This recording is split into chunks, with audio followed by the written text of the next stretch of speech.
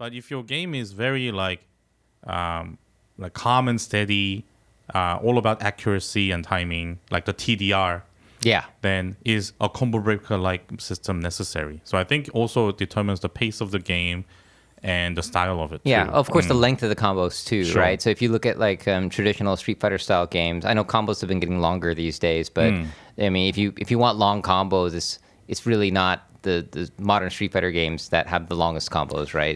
Those are the games where they can be long if you meter dump, but I mean, look at like So- anime games, right? In the sense of Capcom and SNKs having combo breakers or not, Capcom does have a sensible version of a combo breaker, which is the infinite protection.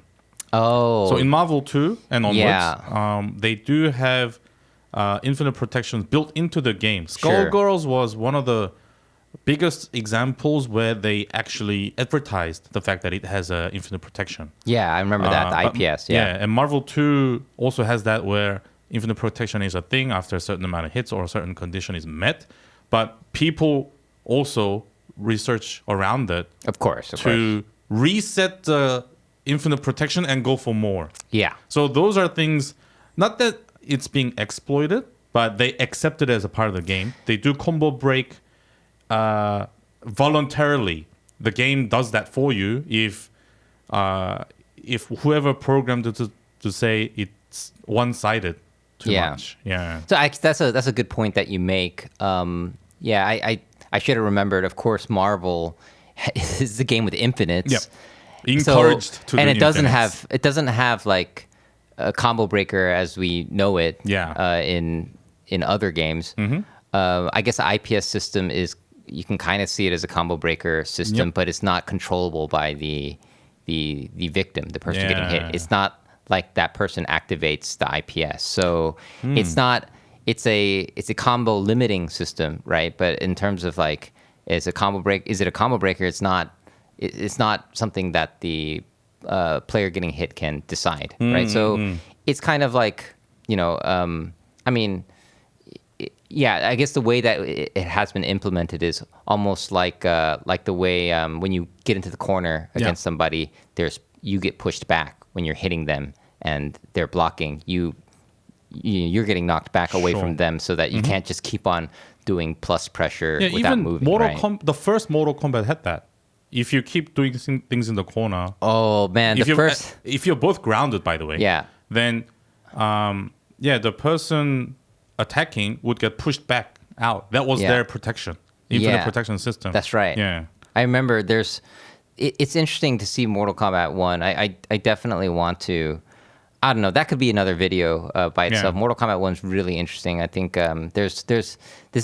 this is a topic that maybe could be we'll go into another another video. Who knows? Yeah, But yeah, that's like a first major franchise that tried to make their own Street Fighter like game, but do it in their own way. Right. And you can really see that they didn't understand some of the concepts that were done in Street Fighter 2, but then you can see that they did tried their understand best. some things. Yeah. Yeah. So there was like this. It was because it's like a team of 4. right. It's like a team of 4 people who didn't have like this huge history of making like Right. like Street Fighter 1 and like working on compared to a big already developed company, Capcom, right? Yeah, so it's a yeah. big difference already. Yeah. So Mortal Kombat is a very interesting franchise for that Yeah. reason. But yeah, But knowing that even games like that, they even thought of, this could be trouble if you leave the infinite like thing in there. They decided to put in that protection system where the aggressor gets pushed away, right? Yeah. So this could be another thing where we'll also sprout into another video topic is that eventually now the fighting games even have this thing called the unblockable protection yeah. to block against simultaneous low and overheads at the same time. Okay. So if games are going this way where they have to implement an in-game, like a built-in system to make their game better,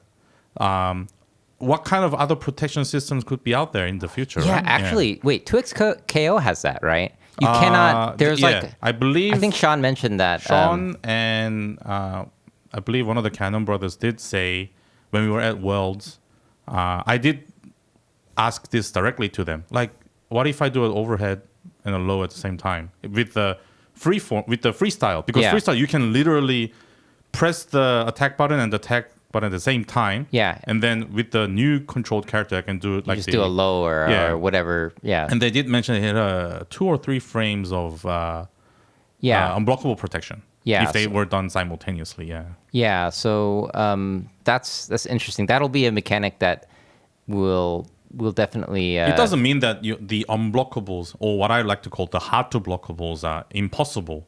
So if there is a protection against a certain amount of frames, you just have to kind of go take a detour. You can do it kind of slightly off, and could still be humanly impossible to block. Yeah. Yeah, I mean we can't forget about the hard to blockables, right? And that is a big part of fighting games. So that stuff needs to exist. I think we've pretty much covered everything until right before 3D.